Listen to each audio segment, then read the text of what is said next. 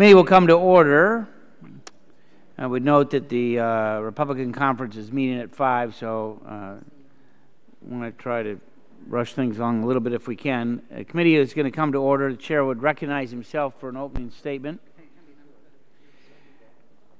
Today, we commence our full committee markup of our Architecture of Abundance Plan, reconciliation recommendations, and bipartisan legislation to prevent child nicotine poisoning. H.R. 8, the North American Energy Security and Infrastructure Act, is the culmination of a multi-year, multi-Congress effort to fulfill our energy potential. We've been prioritizing creating jobs and improving our infrastructure to ensure affordable energy continues to flow to folks in Michigan as well as across the country. And while it has been difficult to find bipartisan consensus on as many fronts as I would have liked, I believe that we have written a substantive, thoughtful bill. This is our first attempt at significant energy legislation since 2007, and a great deal has changed in less than a decade. Fears of America running out of energy have been replaced by a once incomprehensible rise in domestic oil and natural gas production. But our laws and regulations need to be updated in order to reflect that new reality. H.R. 8 presents a unique opportunity to fortify our energy security by reinvesting in SPRO, by hardening and modernizing our nation's energy infrastructure to withstand 21st century threats like cyber, severe weather, and EMP attacks. We do this while also putting folks back to work. The bill also would help America reap the global benefits of our energy abundance by streamlining the approval of LNG exports and by providing improved coordination on energy diplomacy issues with our North American neighbors. In addition, there are provisions to reduce energy use by the federal government and make targeted improvements to some of our energy efficiency standards and other federal programs. I want to thank everyone on both sides of the aisle for their important contributions to this effort as well, particularly Energy Secretary Moniz. The final version of the bill reflects many conclusions from DOE's landmark quadrennial energy review. America has the resources to become an energy superpower. All we need is the right laws and regulations to enable that to happen. And our goal remains getting something to the President's desk that can be signed into law, and tomorrow's vote will be an important milestone in that effort. We'll also consider reconciliation recommendations per instructions from the House-passed budget. It is our responsibility in Congress to ensure that taxpayer dollars are spent responsibly and reflect the priorities of the American people. This committee has been investigating the abortion practices of Planned Parenthood and its affiliates since the release of the first in a series of truly abhorrent videos. As this investigation moves forward, the flow of taxpayer dollars to abortion providers like Planned Parenthood should stop. It's a matter of respect for human life, and at the same time, in an effort to protect access to health care, we will instead further invest in quality health care options for men and women provided by community health centers. Also part of our committee's recommendations is the repeal of the Prevention and Public Health Fund, a misguided attempt at increasing funding for preventative services. And while the goals of the fund are laudable, the execution has certainly been questionable. The funding is over the amount Congress has already authorized and appropriated for these activities. Close to $2 billion of taxpayer money is given to the Secretary of HHS every year for the Prevention Fund, and the Secretary can spend the funds as she likes with absolutely no congressional oversight. And it has been treated like a petty cash account. For example, in the past, the administration diverted $453 million from the Prevention Fund for the administrative and promotion efforts to enroll individuals in the health care exchanges. Our recommendations save more than $1 billion taxpayer dollars and reflect a much stronger representation of the priorities of the American people.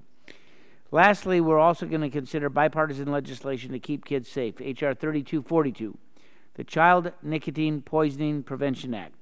Children in Michigan and across the country are at risk, as there have been already thousands of reported of poisonings related to liquid nicotine among kids. And I commend Representatives Brooks and Esty for their work on this important bipartisan bill.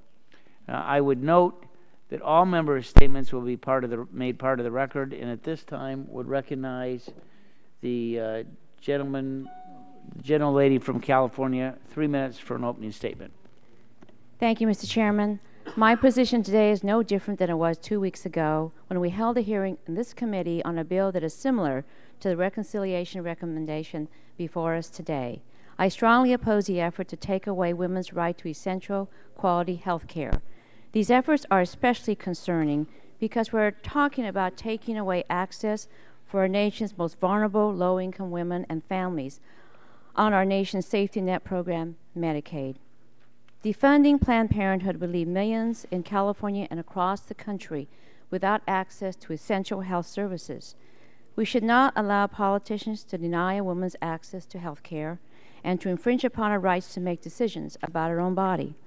I'd also like to take a moment to discuss yet another attack on the health of American families. Once again, the majority is attacking an integral part of the Affordable Care Act, the Public Health and Prevention Fund. Over the past 6 years, the Prevention Fund has provided over $5 billion in critical public health funding to communities for prevention and to build our public health infrastructure.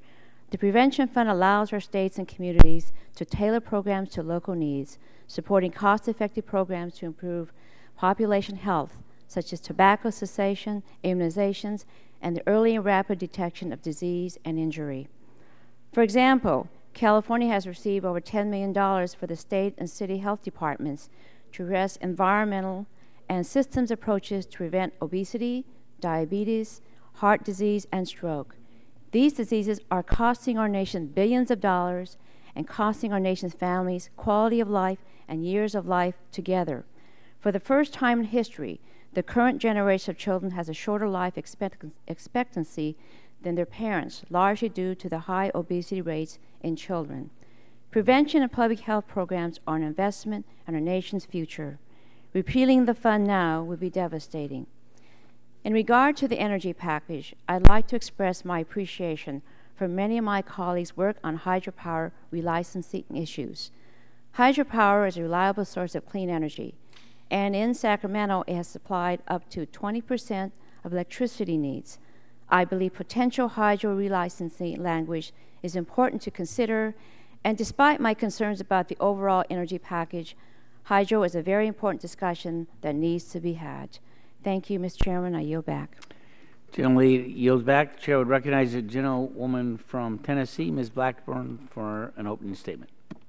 Thank you, Mr. Chairman. It's been, pardon me, about a decade since we have had an energy policy, and I really appreciate the fact that we are not looking at scarcity and necessarily security, but we are focused on abundance. I applaud you for this and for incorporating the technological advances across the energy source spectrum.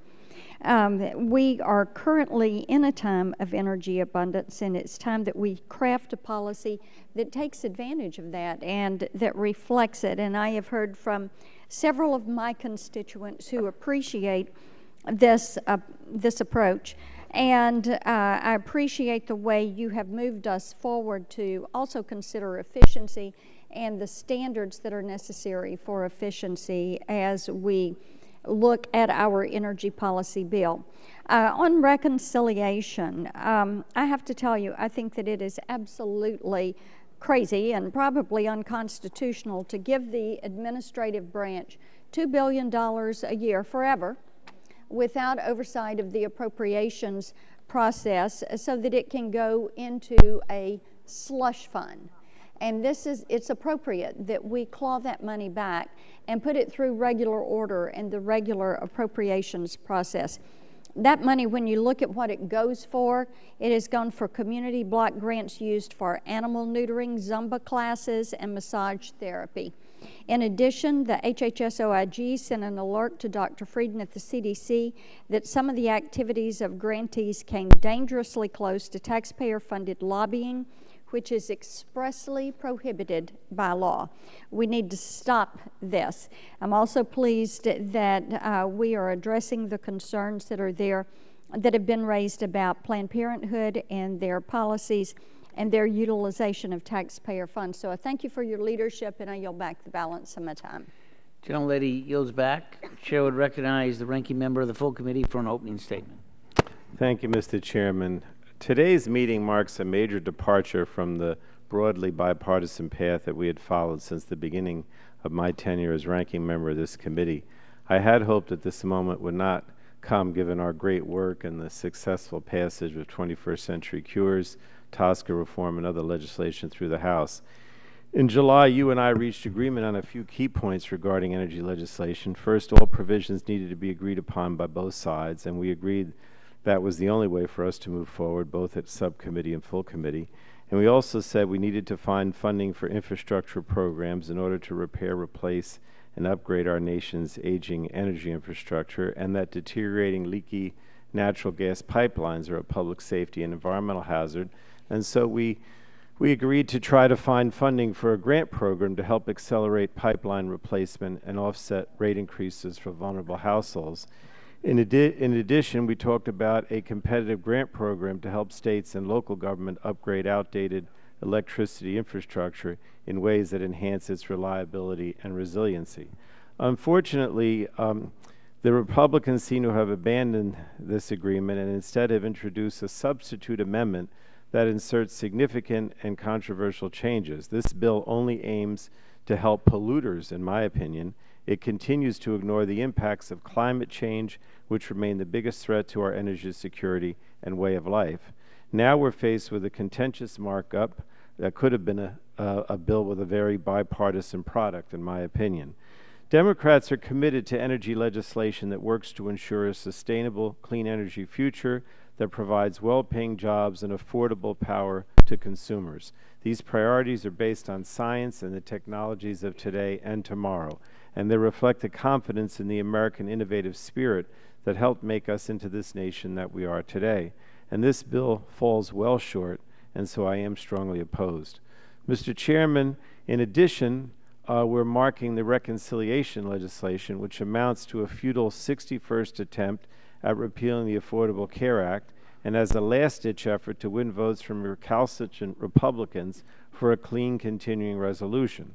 During our recent hearing to defund Planned Parenthood, I expressed my disappointment that our committee was using false videos and deception as an excuse to harm women's access to health care.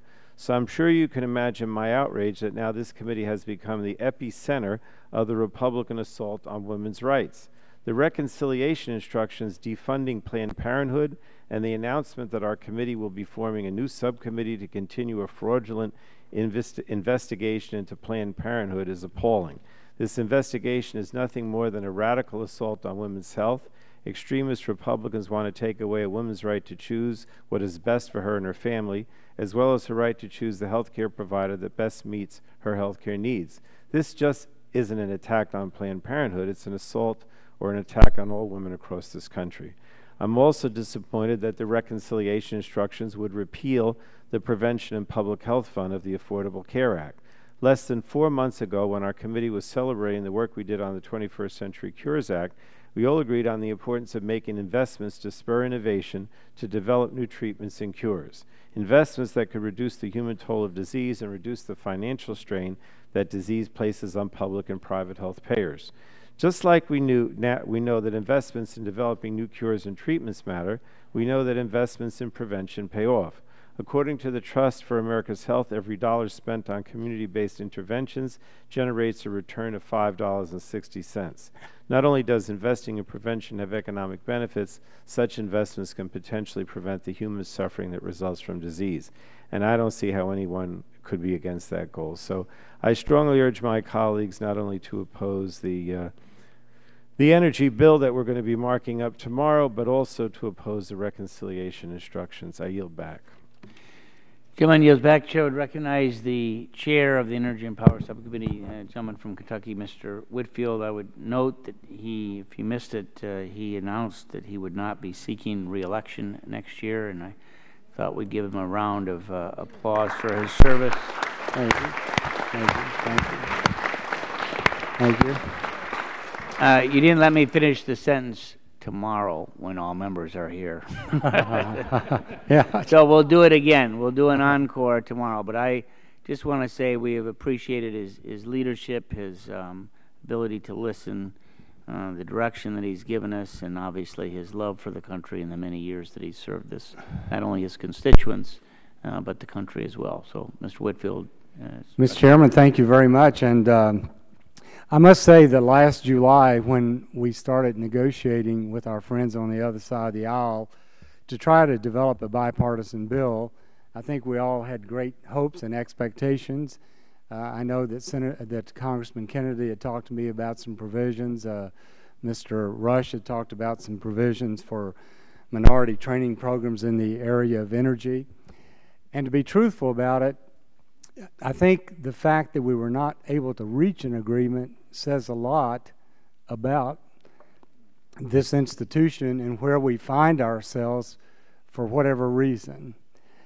Basically, we came up with roughly $5 billion through the SPRO to provide about $2 billion in maintenance of the SPRO, which Secretary Moniz wanted. We had another $3 billion or so for infrastructure needs that our friends on the Democratic side of the aisle were concerned about. We had another roughly $225 million or so to help on some job training programs that Mr. Rush and some others were concerned about. And to be truthful about it, it's really frustrating because it all broke down over basically 4 issues. And one of those issues, which is now in this bill, simply said it requires FERC, in coordination with the Electric Reliability Organization, to complete an independent reliability analysis of any proposed or final federal rule that's $1 billion or more out of EPA. So here we are, EPA being more aggressive than ever is now saying we're going to finalize these rules, so we're asking FERC. We in Congress think FERC should look at the reliability. Another issue that could not be agreed to related to legislation that my friend Marsha Blackburn from Tennessee was leading the charge on, relating to building codes. That has become so federalized that the Department of Energy dictating to the states what these building codes should be about, that we wanted more transparency. We wanted the public to be able to make comments on these building codes. That could not be agreed to. There's a provision that prohibits the federal government from using any fossil fuels after the year 2030. That's an existing law. We didn't want to mandate the use of fossil fuels, but with a $20 trillion federal debt today and all the vehicles that the federal government owns, the electricity that they consume, we thought that taking the Democrats on their word that they are supporting all the above energy policy, that fossil fuels should at least be an option available. That could not be agreed to.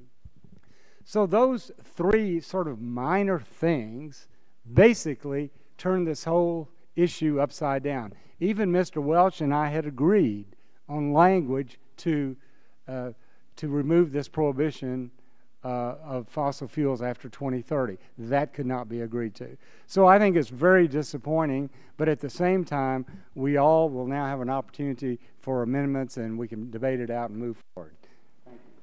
Gentleman yields back. The chair would recognize the gentleman from Illinois. Are you ready? Mr. Rush, ranking member on the Energy and Power Subcommittee, for 3 minutes. I want to thank you, Mr. Chairman. And Mr. Chairman, I want to wish my chairman of the subcommittee, Mr. Whitfield, the best in his future.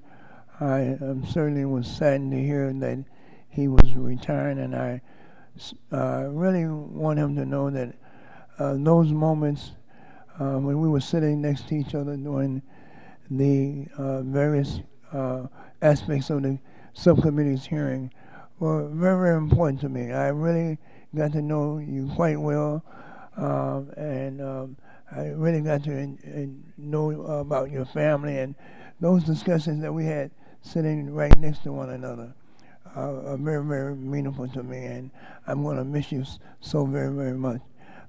That said, Mr. Chairman, I want to thank you for holding this important markup.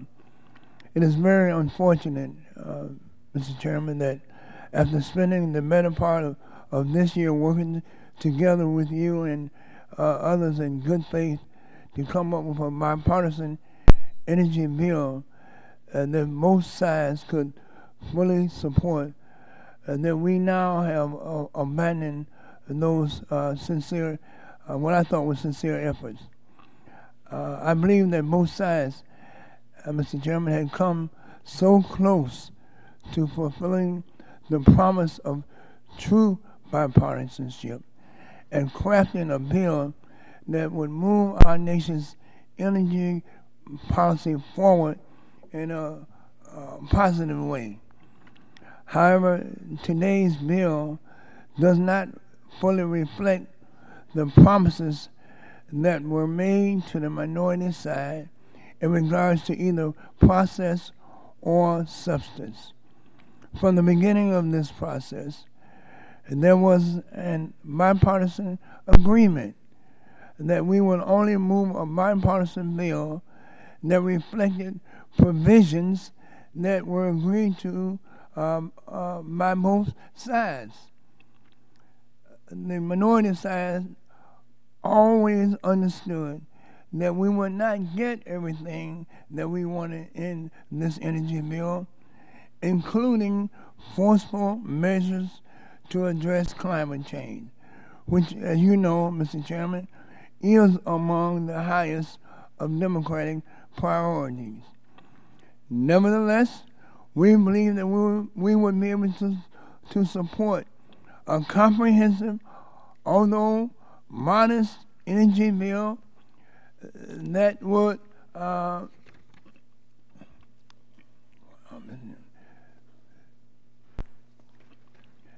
demonstrate, Mr. Chairman, to the American people that after years of messaging bills and wasteful rhetoric, that this very committee, could in fact come together and actually legislate on behalf of the American people.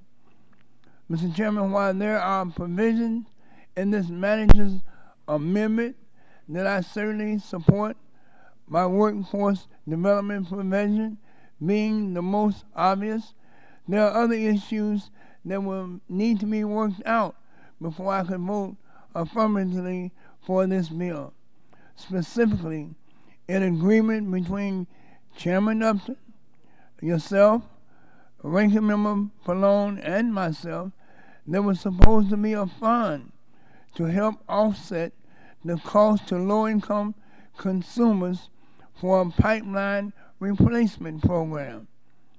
This is an issue that would directly impact my constituents, as well as constituents and districts like mine all across the country. But yet, this much necessary program, much needed program, has been omitted from the bill that is before us. Additionally, there's also still more work that needs to be done to address provisions repealing, delaying, or weakening energy efficiency standards that are already established in law, including Section 4115, which would repeal the greenhouse standards for federal buildings, and Section 4131 that will weaken building code standards. Mr. Chairman, I sincerely believe that it will be a benefit to everyone if we could continue to work on these issues in order to bring a truly bipartisan bill to the floor. Don't turn your back, Mr. Chairman, on bipartisanship.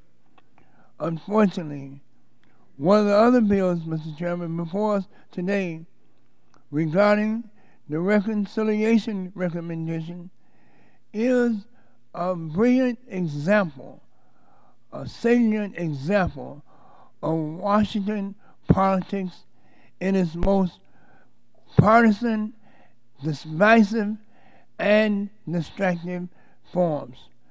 This absurd bill would eliminate $15.5 billion from the Prevention and Public Health Program, which is used to fund critically important programs that address public health issues such as nutrition, physical activity, cancer screening, tobacco cessation, and childhood immunization.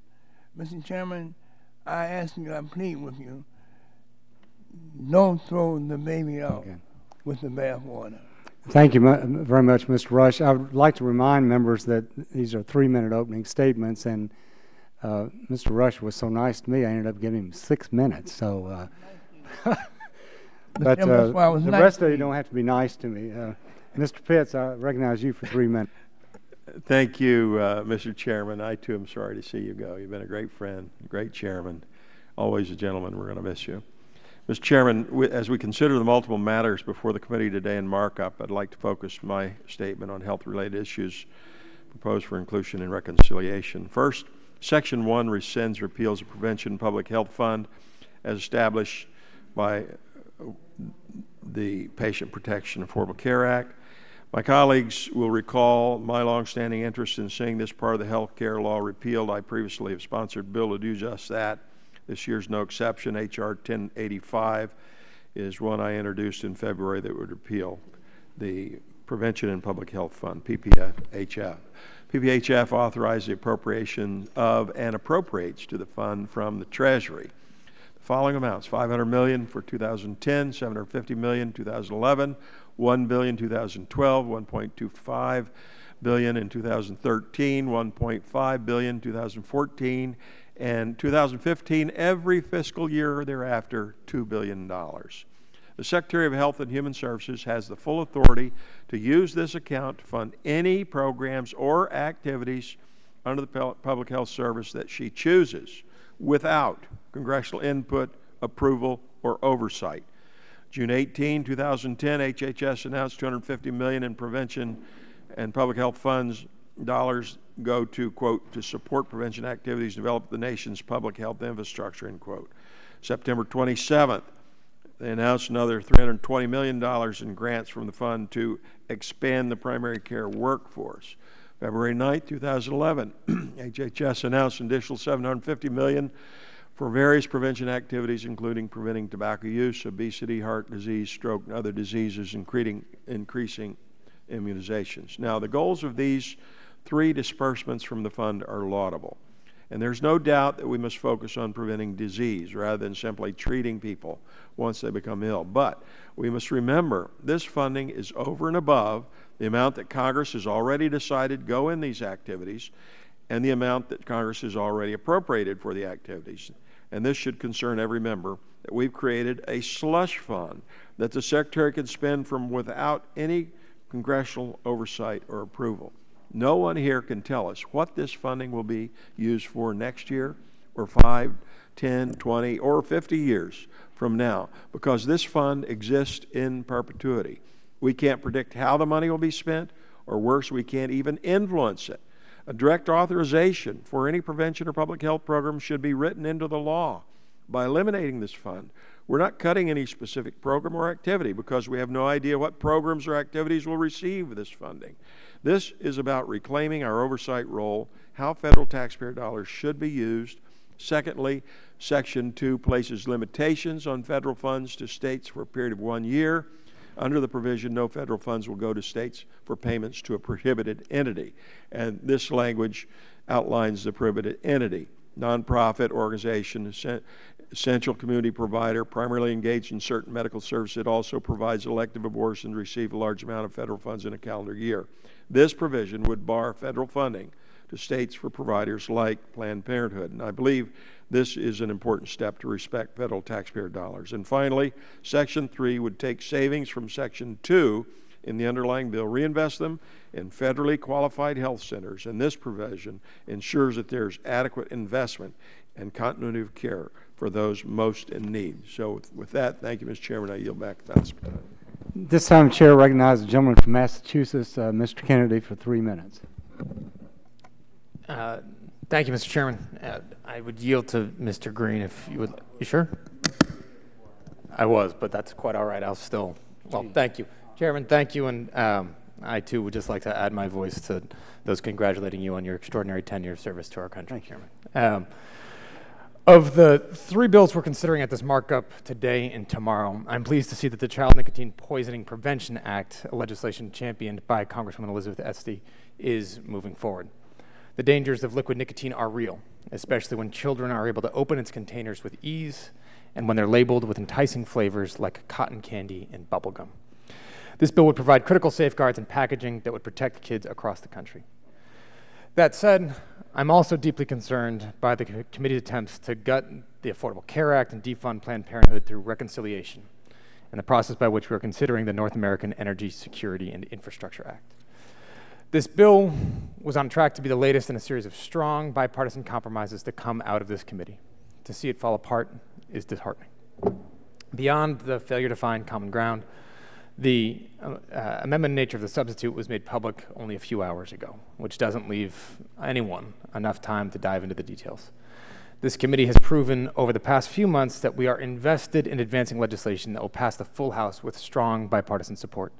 Giving members just a few hours to review major legislation undermines that goal, especially when the urgency we face in addressing energy development is undeniable. Earlier this month, one of the major utility companies in Massachusetts announced that they'll be raising rates for residents by 20% in November. While that's 10% less than what we paid last winter, New England continues to wrestle with some of the highest energy prices in the entire country. These constant rate fluctuations underscore the impact and unclear energy policy is having on consumers. I hear it from all corners of my district. Businesses can't grow. Cities and towns can't plan. Families can't save. And it has hit an especially vulnerable part of my district harder than most. For the past few years, the south coast of Massachusetts has battled stubborn unemployment rates, and its businesses have fought day and night to turn a profit throughout an economic downturn. On top of that, a broken, backwards, forward capacity market system has now singled this region out as the only one in New England unable to meet future energy demand. That distinction leaves families and businesses in an area that can least afford it with higher energy bills than their neighbors. The GAO report in section 4221 of this bill is a step in the right direction, but it doesn't go nearly far enough in helping districts like mine that continue to fall victim to flawed capacity markets. We could try to address a few of these issues today by considering my bill, the Fair Rates Act, or removing the language in section 1110 from the current language. Across the country, there are middle and working class communities like the ones I represent that could just not benefit from the renewable energy research and development, but could drive it. Massachusetts communities like Fall River, Freetown, and New Bedford are already leading the way in solar and wind. But for that to happen, we need a cohesive and comprehensive federal energy policy. We need to balance our path towards renewable energy with policies that effectively and competitively meet current consumer demand. We need oversight and reform of the system that sets rates for our constituents so that they're not left paying for shortcomings. Those challenges are not partisan arguments, but they should be driving our debate around this bill today. Chairman, thank you for the extra time, and I yield back. Gentleman yields back. This time recognize the gentleman from Ohio, Mr. Latta, for 3 minutes. Well, thank you, Mr. Chairman, and again, we're all going to miss you. Thanks for your service. I want to highlight my support for 4 provisions in the manager's amendment. I've worked with all parties to strengthen this amendment language, and members should have received several support letters written by the parties for these provisions.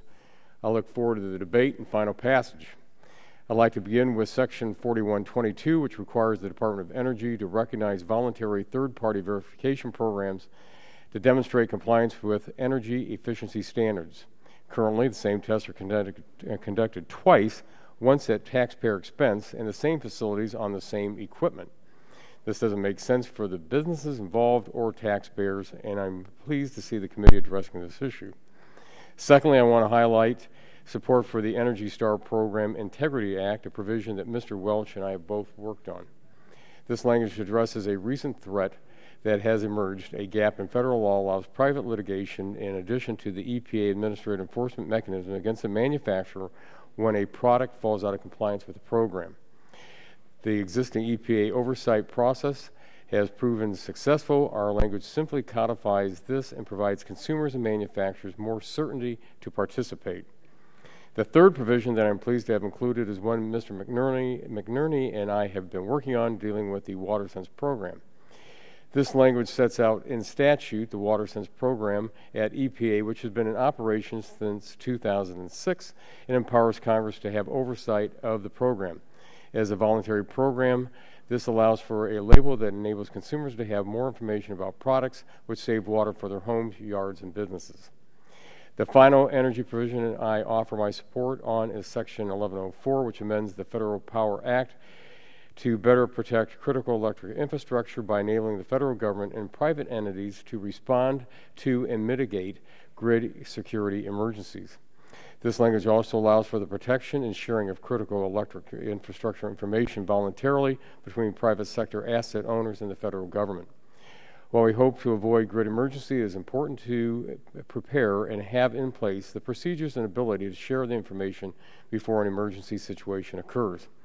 Furthermore, I voiced my support for the reconciliation provisions by placing a one-year moratorium on the Medicaid reimbursement for Planned Parenthood. We will bolster health care in our communities by providing additional resources for other health care providers. I am also supportive of repealing the Prevention and Public Health Fund that was contained in Obamacare. This fund continues to be used as a slush fund by the HHS, and I want to thank the chairman, and I yield back the balance of my time. Gentleman yields back. This time the chair recognizes the gentleman from Texas, Mr. Green, for 3 minutes. Thank you, Mr. Chairman. Like my colleagues, I'm surprised that you announced your retirement. We'll miss you. You and I have worked on a lot of legislation together, both energy and health care, and I know we'll miss you. I want to thank you, the chair and the ranking member, for holding the markup tomorrow. We'll work to complete a few of the important legislation. I want to thank the staff for their hard work because it's not been easy. I'm pleased the committee decided to undertake an energy package. It's not as comprehensive as I would like or that our nation needs, and hope we can do better. The last comprehensive energy bill this committee passed was in 2007. The Energy Independence and Security Act was drafted in a different world. In 2007, we were importing 16 million barrels of oil a day. We were building LNG import terminals. We were concerned about how we would fuel our economy because we lacked essential resources. Our bulk power system relied heavily on one source of fuel, and the world looked to the Middle East for energy production. 2015, things look different. Today, we're producing more than 9 million barrels a day. We are set to export 10 billion cubic feet of natural gas. Our refining, manufacturing, chemical industries are thriving. Our power system is diversified, and North America is now a focal point of energy production for the next century. However, our policies have not changed. The direction of our federal agencies must change to meet the new realities.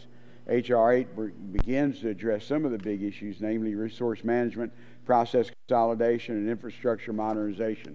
I would hope all our colleagues offer amendments and we can improve the bill so that we can address the issues that face our country. On reconciliation, tomorrow we're also considering what I consider very damaging reconciliation instructions. The instructions really say put politics before people. It guts the Prevention and Public Health Fund, and yet another poorly masked attack on women's health. The Prevention and Public Health Fund is the nation's single largest investment in prevention. It represents an unprecedented investment in promoting wellness, preventing disease, and protecting against public health emergencies. Chronic disease currently accounts for more than 80% of our nation's health care costs. Congress has a distinct responsibility to formulate and fund initiatives that promote public health and wellness and combat chronic disease. The Prevention and Public Health Fund is one means which Congress fulfills this operation. Eliminating it is a bad and short-sighted policy. It's unfortunate that instead of using this time to advance the legislation that improves our health system, we're again engaging in a futile attempt to cut off funding for Planned Parenthood and put women's health at risk. This is a transparent effort to block women's access to our health care providers, jeopardizing the ability of millions of low-income Medicaid beneficiaries to get high-quality health care that they need. Federal law has long protected the ability of Medicaid beneficiaries to receive family planning services. The reconciliation instructions fly in the face of patient access. They're part of an ongoing assault on not just choice, but on the ability of millions of women to receive quality preventative health care services. And again, I thank you for the extra 14 seconds. You didn't get 6 minutes. This time recognize the gentleman from Texas, Mr. Olson, for 3 minutes. I thank the chair. It's time to go to work. First, it's the architecture of abundance. This is a good bill that takes an important step to improve American energy policy. It includes priorities like workforce development, efficiency, emergency preparation, and energy security. I want to thank Chairman Whitfield and Ranking Member Rush for including my common sense grid reliability bill in this package. I worked closely with Mr. Doyle and Mr. Green to resolve conflicting rules that power plants face in a power crisis. That language remains in this package. It has passed twice in the House without opposition. We now have bipartisan and bicameral support from the Senate as well. It's time to get it done. I'm also glad we're protecting reliability by making sure FERC can study new major rules as they're written. It just makes sense. And we're tackling issues like LNG exports. After last week's work on crude oil, we should continue to open markets. There is a lot in this bill we're supporting, but I'd like to focus on another bill we're tackling right now. There's something wrong at Planned Parenthood. And shame on anyone in Congress who's not seen the horrific videos describing babies being killed for their organs. Laws may have been broken. Felonies may have been committed. This Congress and this committee has a duty to find out what happened. Our investigation is not over, but until it is, we cannot risk giving taxpayer dollars to support possible crimes. We'll vote tomorrow to make sure that women get all the health care they need at more locations across the country in our federal clinics. American women will get every penny promised for their health. It just won't come from Planned Parenthood. In conclusion, my friend, as we say in our Navy, I wish you and Constance fair winds and following seas. I yield back. Thank you very much. Chair at this time recognizes the gentlelady from Illinois, Ms. Schakowsky, for 3 minutes.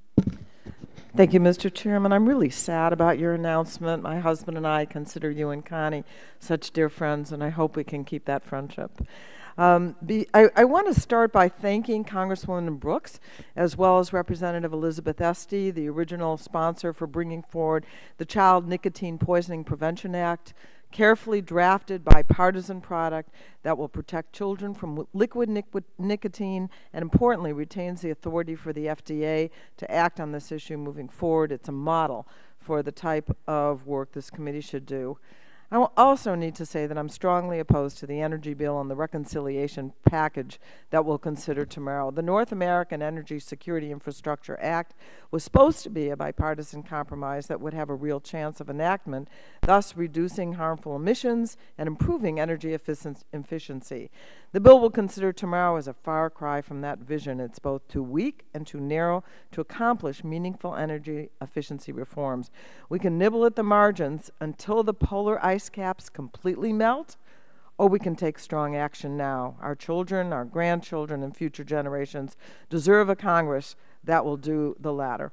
The reconciliation proposal to eliminate the Public and Prevention Health Fund and eliminate Planned Parenthood, both wrong-headed and offensive. Chronic disease accounts for 86% of healthcare costs in the United States. Investing in public health is one of the smartest investments we can make. And ironically, I just got a notice about an announcement for the latest round of chronic disease self-management education grants that went to the Suburban Area Agency on Aging in my district, Age Options, a highly respected organization, hardly getting money from a slush fund. They're going to be doing very important work, and it comes from the Prevention and Public Health Fund, which does great work in prevention around the country.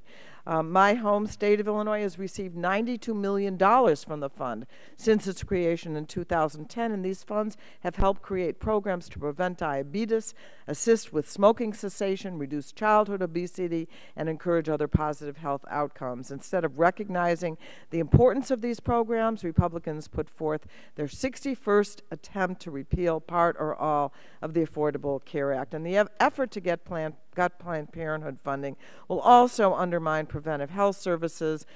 I think we all know 97% of Planned Parenthood services are preventive health services. Community health centers can't absorb the patient population by Planned Parenthood, served by Planned Parenthood. And I just want to say this. Despite claims by Republicans that community health centers will receive additional funding, they have brought a separate bill to the floor this week that just passed that would allow states to remove community health centers from Medicaid if they suspect any, quote, participation in the performance of an abortion, unquote. So it's time to move on and stop trying to interfere in the personal lives of women. I yield back. Thank you, Mr. Chairman. Gentlelady yields back. This time recognize the gentleman from West Virginia, Mr. McKinley, for 3 minutes. Thank you, Mr. Chairman, for holding this markup today. This legislation takes a significant step towards addressing many of the key energy issues that our nation faces, ensuring our nation's grid security, modernizing our energy infrastructure, and advancing energy efficiency. This bill is especially important given the current regulatory overreaches by this administration that threatens our country's electric grid and harms our economy. I'd like to thank the chairman for working with my office to include language that will assist those working in a coal mine or coal-fired power plants scheduled for closure by allowing them to receive job assistance training before their employment is terminated.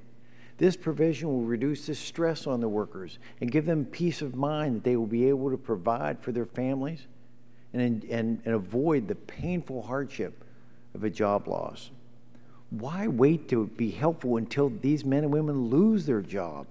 Let's help it on the interim. This language directs DOE to provide early intervention assistance and allows transitioning employees to become eligible for the Workforce Development Program established in Section 2001.